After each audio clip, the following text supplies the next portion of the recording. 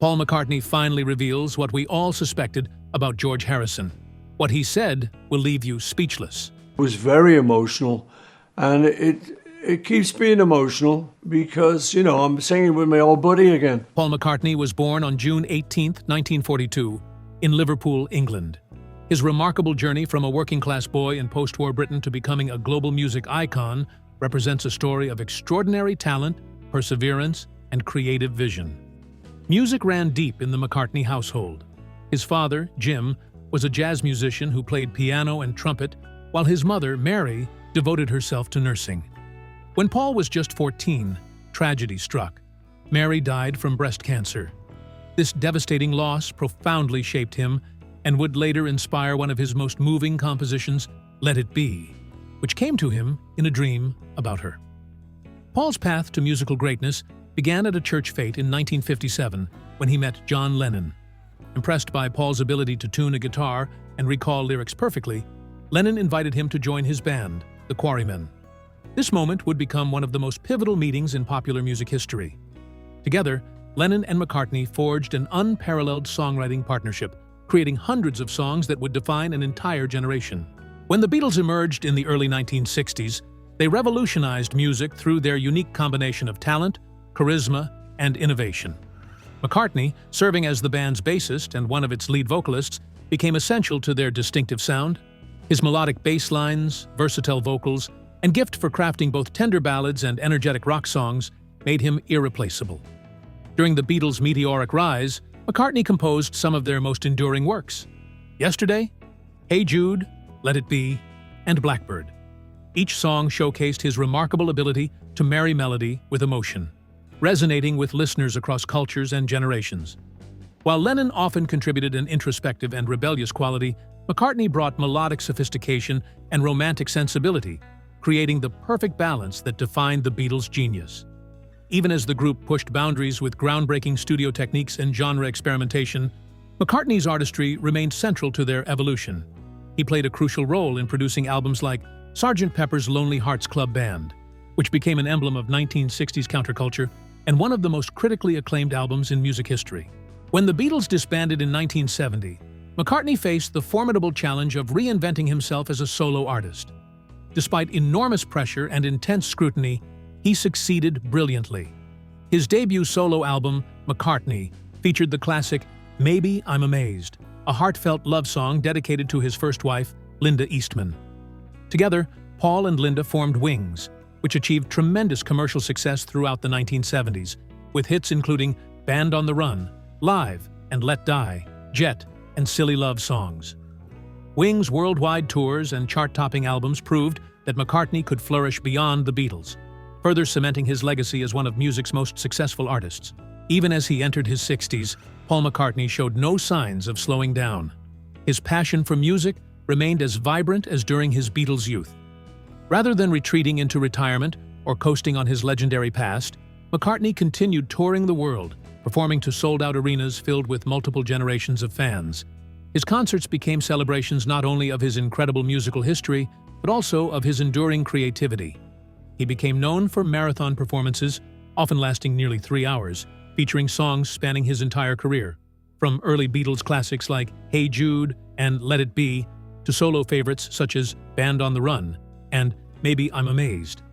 His stage energy defied his age, captivating audiences with enthusiasm, humor, and his ability to connect deeply with listeners. His touring schedule took him to nearly every continent, making him one of the few artists in history who could fill stadiums decades after first rising to fame. During this period, McCartney also continued recording new music, proving his creative spark hadn't dimmed. In 2006, he released Exicor Meum, Behold My Heart, an ambitious classical album demonstrating his versatility as a composer. This deeply personal work, written in Latin and English, was inspired by memories of his late wife, Linda. It represented the culmination of nearly 8 years of effort and reflected McCartney's growing fascination with orchestral and choral music. The album premiered at London's Royal Albert Hall, performed by the Academy of St. Martin in the Fields and the Boys of Magdalen College Choir, Oxford. Critics praised its emotional sincerity and melodic beauty, describing it as one of his most heartfelt works outside rock music. Exicor Meum earned McCartney a Classical Brightie Award and established him as a serious composer, capable of bridging popular and classical music. In 2007, McCartney returned to rock with Memory Almost Full, an album filled with reflections on life, aging, and nostalgia. Recorded partly during the dissolution of his marriage to Heather Mills, the record carried both introspection and resilience. Songs like Ever Present Past and Dance Tonight captured McCartney's ability to balance lightheartedness with deeper emotional insight. Many fans interpreted the album as a meditation on mortality and legacy, with McCartney later admitting some tracks were inspired by thoughts of his life's journey. Released through his partnership with Starbucks Here music label, it received critical acclaim and commercial success, debuting in the top 5 in both UK and US charts. Then, in 2008, McCartney reinvented himself again with Electric Arguments, a bold collaboration with producer Youth under their experimental project, The Fireman. Unlike the duo's previous largely instrumental albums, Electric Arguments featured McCartney's vocals and spontaneous songwriting recorded quickly over 13 sessions. The result was an energetic, adventurous blend of rock, folk, and ambient sounds that surprised critics and fans.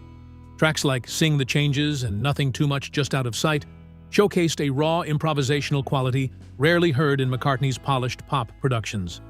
The album received widespread praise for its freshness and fearless creativity, proving that even after more than 4 decades in music, McCartney was still willing to take risks and explore new artistic territory. Paul McCartney's marital life reflects his personal evolution and enduring capacity for love, resilience, and companionship through different stages of his extraordinary life. Each marriage tells a unique story, from his deep, fulfilling partnership with Linda Eastman to the turbulent, highly publicized union with Heather Mills, and finally to the calm, mature love he found with Nancy Shevell. Paul's first marriage to Linda Eastman was one of the most admired celebrity unions of the 20th century. They married on March 12, 1969, at Marylebone Register Office in London during the height of Beatlemania. Linda, an accomplished photographer and animal rights advocate, had already made a name for herself as one of the few female rock photographers of the 1960s, capturing iconic images of Jimi Hendrix, The Doors, and the Rolling Stones. Her passion for music, creativity, and nature instantly bonded her with Paul, and the two became inseparable. The McCartneys were famous for their genuine affection and down-to-earth family life, often shunning typical rock star glamour in favor of raising their children, Heather, Mary, Stella, and James, in the countryside. Together they formed Wings in the early 1970s, embarking on a successful post-Beatles musical chapter. Linda's influence extended beyond music. She inspired Paul to become vegetarian and an advocate for animal welfare, leading to the establishment of the Linda McCartney vegetarian food brand. Their marriage lasted nearly 30 years, until Linda's death from breast cancer in 1998, an event that left McCartney devastated. He described her as his soulmate and lifelong partner, often saying, "Not a day goes by without thinking of her." After several years of grief and solitude, McCartney entered a new chapter when he met Heather Mills, a former model and charity campaigner, in 1999 at a charity event. They began dating soon after, and their relationship quickly became the focus of intense media attention. They married in June 2002 in a lavish ceremony at Castle Leslie in Ireland. Initially, their union seemed to symbolize Paul's hopeful resurgence after the heartbreak of Linda's passing. Heather was known for her humanitarian work, particularly supporting amputees and landmine victims after she herself lost a leg in a 1993 motorcycle accident. However, their marriage was marked by increasing public scrutiny and personal tension. The couple had a daughter, Beatrice, in 2003, but by 2006, their relationship began to unravel amid allegations, media battles, and bitter legal disputes. Their 2008 divorce became one of the most high-profile and acrimonious separations in British celebrity history, with details of their private life exposed to the press.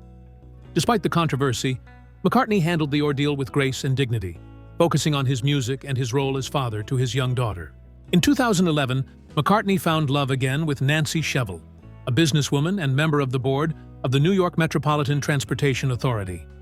Their relationship, in contrast to his previous marriages, was characterized by quiet stability and mutual respect. Shevell, a longtime friend within McCartney's circle and a distant cousin of Barbara Walters, shared Paul's appreciation for privacy and balance. They married on October 9, 2011, at Old Marylebone Town Hall in London, the same venue where McCartney had wed Linda more than 4 decades earlier. The ceremony was intimate and elegant, reflecting their mature bond and deep understanding of one another. Nancy, who had previously been married for over 2 decades before meeting Paul, brought a sense of calm and companionship that complemented his later years. Their marriage has endured peacefully, often described by friends and media as one of quiet happiness, grounded in shared values and genuine affection. At 83, Paul McCartney has reached a stage where reflection flows as naturally as music once did through his guitar strings. With a career spanning over 6 decades, he has witnessed friends, fame, and fortune rise and fall. Yet few relationships have carried as much weight or unspoken emotion as the one he shared with George Harrison. For years, the public has speculated about the true nature of their bond, often clouded by rivalry, pride, and the mystique surrounding the Beatles.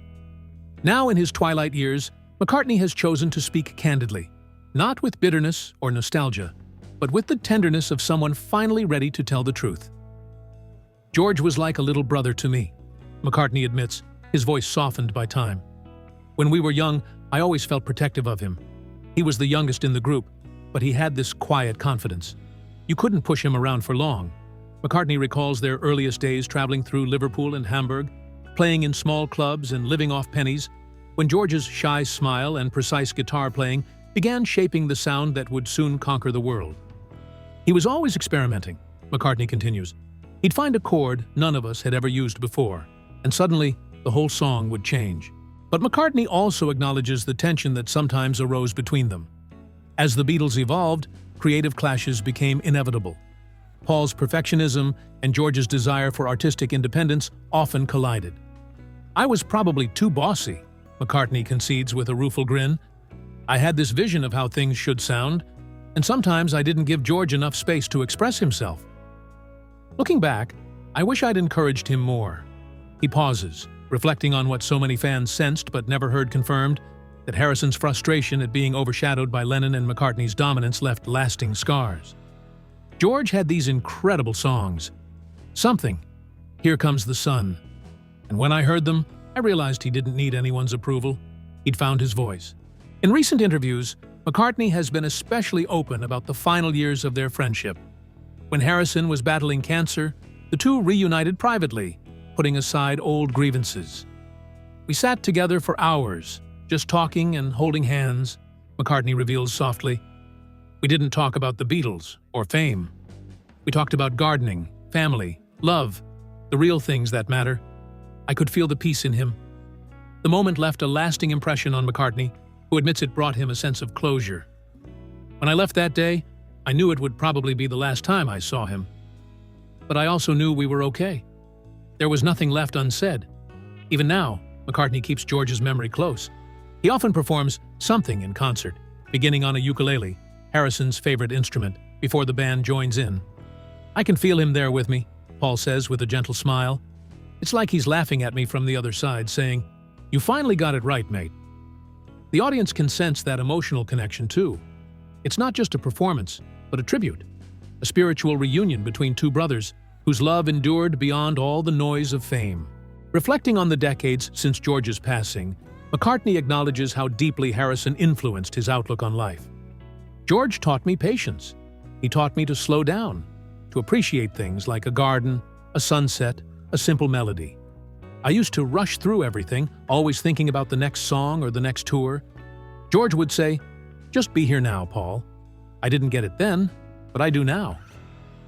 At 83, McCartney speaks not as a Beatle, but as a man who has loved, lost, and learned.